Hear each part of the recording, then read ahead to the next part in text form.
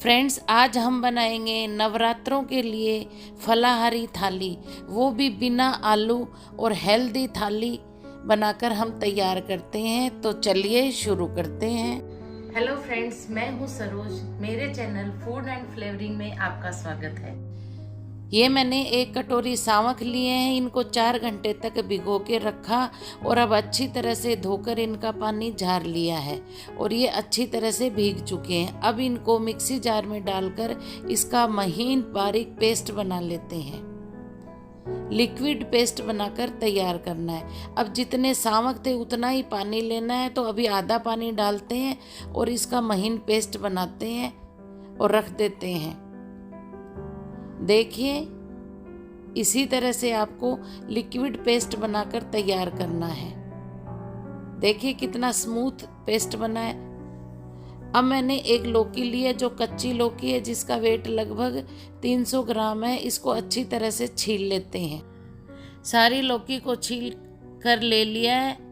अब इसे कद्दूकस के बीच वाले छेद से इसे कद्दूकस करते हैं और एक प्लेट में कद्दूकस करके मैंने रख लिया है। देखिए, इसी तरह लच्छे बनाने हैं। अब गैस की फ्लेम ऑन करते हैं, उस पर कढ़ाई रखते हैं और उसमें कद्दूकस की हुई सारी लौकी डाल देते हैं। 1/4 चम्मच सेंधा नमक डालते हैं और अच्छी तरह मिला देते हैं। अब कटोरी के मेजरमेंट का बचा हुआ आधा कटोरी पानी डालते हैं और ढककर उबालते हैं। 10 मिनट के बाद चेक करते हैं, लौकी अच्छी तरह से गल गई है। अब इसमें से आधी लौकी एक प्लेट में निकाल लेते हैं ठंडा होने के लिए। गैस की फ्लेम अभी चालू है और बची हुई लौकी में आधी चम्मच दरदरी कुटी हुई काली मिर्च, धनिया डालते हैं और अच्छी तरह से मिलाते हैं। नमक पहले से ही डाला हुआ है। अब इसमें सावक या समा के चावल या व्रत के चावल का बनाया हुआ पेस्ट डाल देते हैं। जार को धोकर उसका पानी भी डाल देते हैं।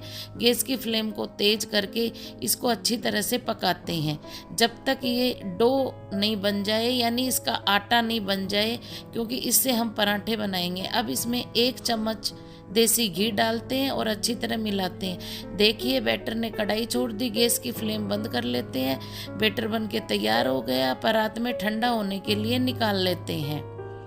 जब तक बैटर ठंडा हो रहा है तब तक एक बाउल लेते हैं, उसमें मथा हुआ 300 ग्राम दही डालते हैं, आधी चम्मच काली मिर्च डालते हैं और हरा धनिया डालते हैं, सेंधा नमक डालते हैं और ठंडी की हुई लौकी डाल देते हैं और अच्छी तरह से मिला देते हैं। ये अपना फलाहारी हेल्दी लौकी का रायता बनकर तैयार हो गया है। दोबारा गैस की फ्लेम ऑन करके कढ़ाई रखते हैं, उसमें करीबन 500 ग्राम दूध डालते हैं, फुल क्रीम दूध। और ये मैंने साबूदाने को 4 घंटे पहले भिगो के रखा था, ये इसमें डालेंगे। इसकी खीर बनाएंगे। दूध में उबाल आना चालू हो गया है। अब इसमें साबूदाना भिगोए हुए डाल देते हैं और अच्छी तरह से मिला देते हैं।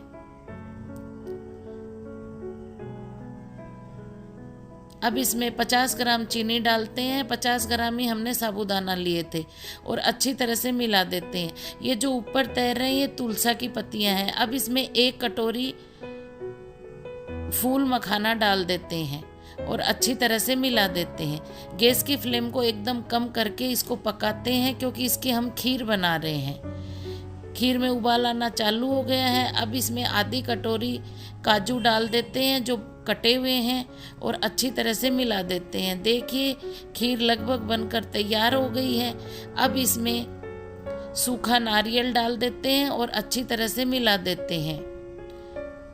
व्रत के लिए फलाहारी साबूदाना और मखाने की खीर बनकर तैयार हो गई है। देखिए कितनी शानदार खीर बनकर तैयार हुई है।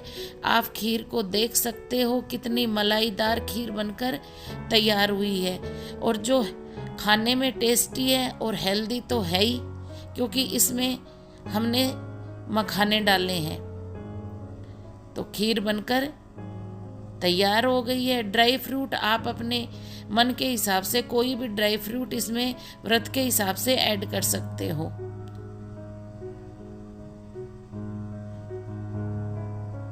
गैस की फ्लेम को बंद कर देते हैं और कढ़ाई को उतार लेते हैं। ये फलाहारी खीर बनकर तैयार हो गई है। ये मैंने 250 ग्राम शकरकंद ली है। अब इसको छील लेते हैं। रफली छीलना है, पूरा छिलका नहीं उतारना है। और चाकू लेकर आगे से पीछे से इसके नाकू काट कर अब इसको काट लेते हैं, क्योंकि शकरकंद की हम आज की थाली में सब्जी बनाएंगे। मीडियम साइज के टुकड़ों में काटकर एक प्लेट में शकरकंद को रख लिया है।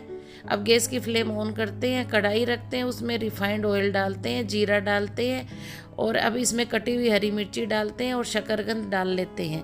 और गैस की फ्लेम को मीडियम करके शकरकंद को अच्छी तरह भून लेते हैं। स्वाद के अनुसार नमक डालते हैं, 1/4 चम्मच काली मिर्च डालते हैं और शकरकंद के लेवल जितना पानी डालते हैं और अच्छी तरह से मिलाते हैं। ढक्कन लगाकर शकरकंद को पकाते हैं।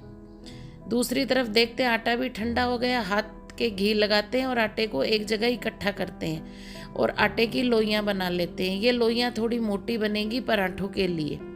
और इसी प्रोसेस से सारी लोइयां मैंने बनाकर रख ली है। अब मैंने एक चॉपिंग बोर्ड लिया है, उस पे मैंने बटर पेपर रखा है। बटर पेपर पे लोई रखी है, थोड़ा घी या तेल लगाया है और वापस बटर पेपर को मोड़कर एक प्लेट से दबाया है। और देखिए ये फलारी पराठे के लिए रोटी बनकर तैयार हो गई। सब्जी को चेक करते हैं, सब्जी भी बनकर तैयार हो गई है। अब इसमें आधा नींबू निचोड़ देते हैं और हरा धनिया डालकर अच्छी तरह से मिला देते हैं। देखिए बिना आलू कितनी टेस्टी सब्जी बनकर तैयार हो गई। गैस की फ्लेम बंद कर लेते हैं, सब्जी को उतार लेते हैं। दोबारा गैस की फ्लेम ऑन करके तवा रखते हैं। तवा गर्म हो गया, उस पर बनाई हुई पराठा रख देते हैं और सेम इसी प्रोसेस से सारी रोटियां बनाकर तैयार कर लेते हैं।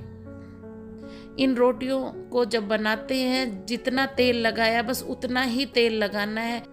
बहुत कम तेल में ये पराठे बनकर तैयार होंगे, जो सावक के आटे और लौकी से बनकर तैयार हुए हैं। ये टेस्टी तो बनेंगे ही, हेल्दी भी बहुत हैं। और सेम इसी प्रोसेस से गोल्डन ब्राउन होने तक इसे पकाते हैं और प्लेट में निकालते जाते हैं। और मैंने सेम इसी प्रोसेस से सारे पराठे बनाकर तैयार कर लेती हूँ। देखिए मैंने सारे पराठों को एक प्लेट में निकाल दिया है। ये व्रत के लिए पराठे बनकर तैयार हो गए हैं। तो आज की पूरी थाली बनकर तैयार हो गई है और मैंने आप लोगों के लिए परोस दी है। तो आप मुझे कमेंट करके बताइए कि आज की थाली की ये रेसिपीज़ आपको कैसी लगी। अगर आपको अच्छी लगी हो तो भी मुझे कमेंट करके बताना, और अच्छी नहीं लगी हो तब भी मुझे कमेंट करके बताना। और अगर आप चैनल पे नए हो तो चैनल को सब्सक्राइब करना और बेल आइकन को ज़रूर दबाना, ताकि आपको मेरी नेक्स्ट रेसिपी का नोटिफिकेशन मिल सके। जब सब व्रत करते हैं तो व्रत में अपने पास ऑप्शन होता है कि हम हेल्दी खाएं, तो ये मैंने हेल्दी थाली मेरे हिसाब से बनाकर तैयार की है, आपके लिए बनाई है। इसमें बहुत ज़्यादा फाइबर, प्रोटीन भी है और इसमें घी तेल बहुत कम मात्रा में यूज़ हुआ है। और इसको खाने के बाद पूरे दिन पेट भी भरा भरा रहेगा, क्योंकि ये हेल्दी थाली है। तो क्यों ना आप भी अपने घर पे बनाइए, खाइए और माता को भोग लगाइए और परिवार वालों के साथ एंजॉय कीजिए। तो अब मैं आपको पराठे का टेक्सचर चेक करवाती हूँ कि पराठा कितना सॉफ्ट बनकर तैयार हुआ है। तो देखिए कितना सॉफ्ट मखमली पराठा बनकर तैयार हुआ है। तो चलिए फ्रेंड्स, अब मिलते हैं नेक्स्ट रेसिपी में। तब तक के लिए bye, thank you, take care and Jai Hind.